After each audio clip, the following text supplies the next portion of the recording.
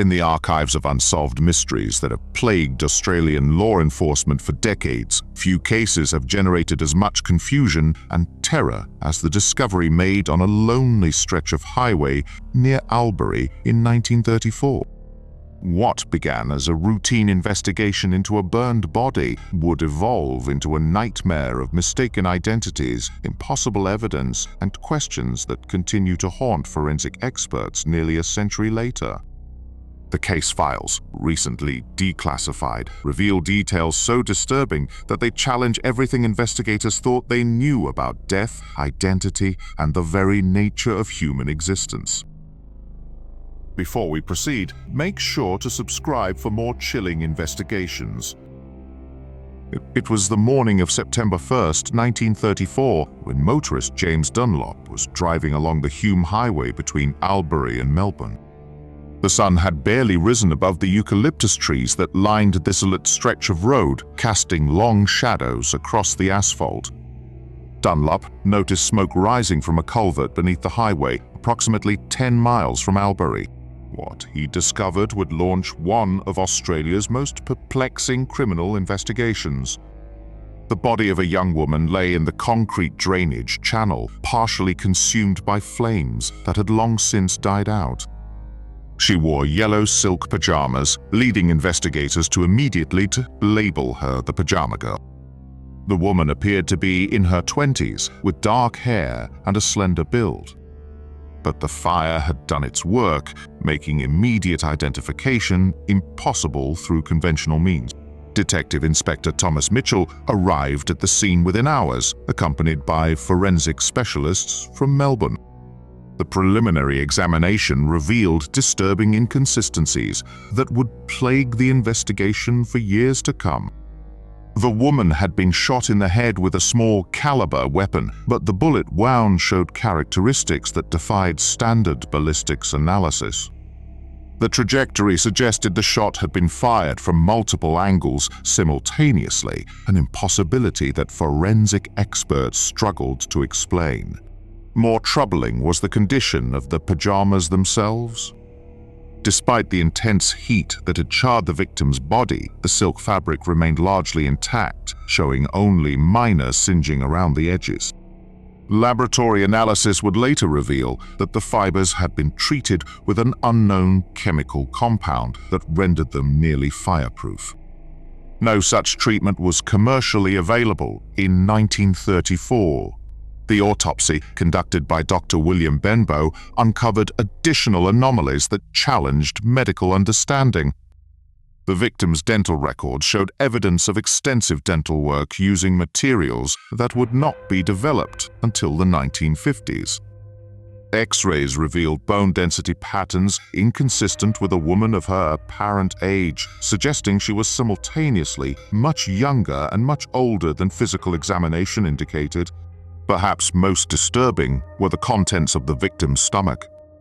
Dr. Benbow discovered partially digested food that included several plant species indigenous to regions of Australia that had been uninhabitable for thousands of years.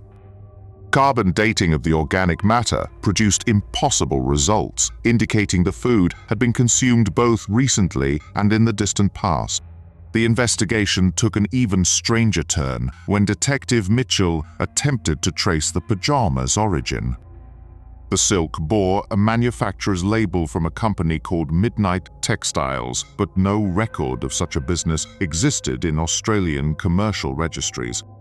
The label itself was printed with ink that fluoresced under ultraviolet light, a technology that would not be available for textile printing until decades later. Local residents near the crime scene reported unusual phenomena in the days preceding the discovery. Margaret Thornton, an elderly woman who lived on a nearby farm, told investigators that she had observed strange lights moving through the culvert area on the nights of August 29th and 30th. The lights, she claimed, moved in patterns that seemed almost intelligent, forming shapes that hurt to look at directly. More disturbing were the accounts of motorists who had driven past the location in the weeks before the body was found. At least 6 different witnesses reported seeing a woman in yellow pajamas standing beside the highway, apparently attempting to flag down passing vehicle. Each witness described the woman identically, but their sightings occurred over a span of 3 weeks, often simultaneously according to police logs. The breakthrough in the case came when authorities announced they had identified the victim as Linda Agostini, the wife of Italian waiter Antonio Agostini. Antonio confessed to the murder, claiming he had killed his wife in a fit of rage and burned her body to conceal the crime.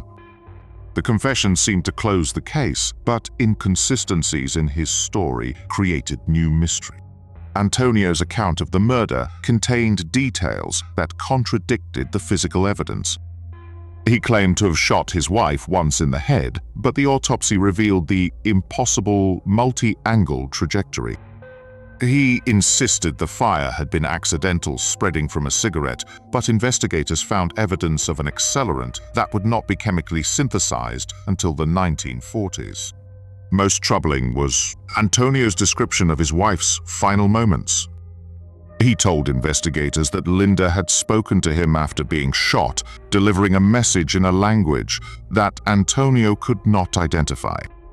When pressed for details, Antonio claimed the words had caused him to experience vivid hallucinations of places he had never seen, showing him landscapes that seemed to exist outside normal space and time.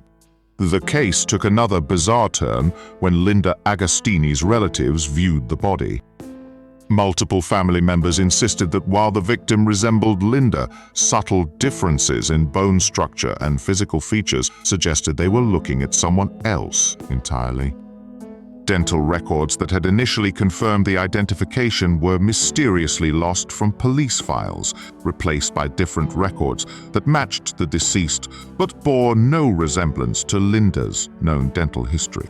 Forensic artist Patricia Clement was commissioned to create a facial reconstruction based on the victim's skull. The resulting image showed a woman who bore only passing resemblance to Linda Agostini, with features that Clement described as somehow wrong, as if the bone structure followed anatomical rules that differed from normal human physiology. The investigation reached its most disturbing phase when Detective Mitchell attempted to verify Linda Agostini's identity through birth records. Official documents showed that Linda had been born in 1910, making her 24 at the time of death.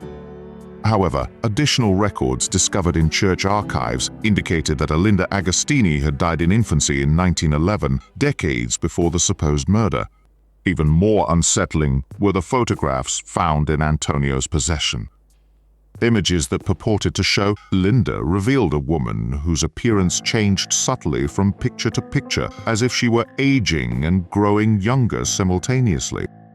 Photography experts who examined the images found evidence of manipulation, but using techniques that would not be developed until the digital age.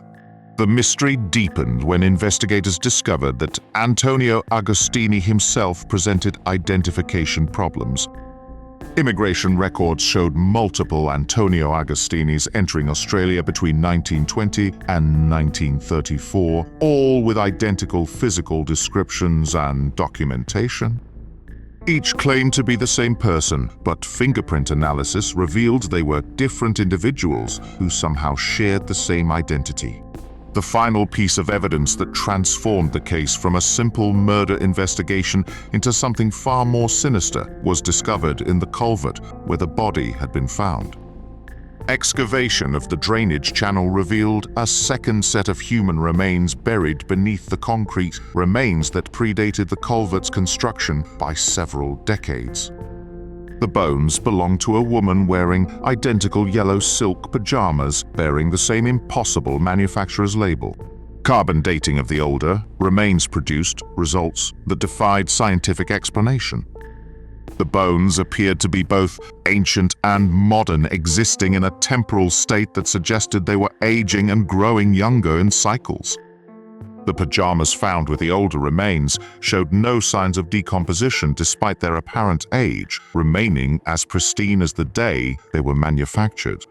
Dr. Benbow's final report on the case contained observations that would eventually lead to his early retirement from forensic medicine. He noted that both sets of remains showed identical dental work, identical bone density patterns, and identical stomach contents. In his professional opinion, the investigators were looking at the same woman, killed in the same manner at two different points in time. The case officially closed with Antonio Agostini's conviction for murder, but the evidence files tell a different story. Photographs of the crime scene taken weeks apart showed the culvert in different states of construction, as if the concrete were rebuilding itself. Witness statements collected months after the initial investigation describe seeing the pajama girl walking along the highway, still attempting to flag down motorists. What do you think really happened to the woman in yellow pajamas whose identity seemed to exist across multiple timelines? Subscribe to uncover more cases where the evidence defies explanation and reality itself becomes suspect.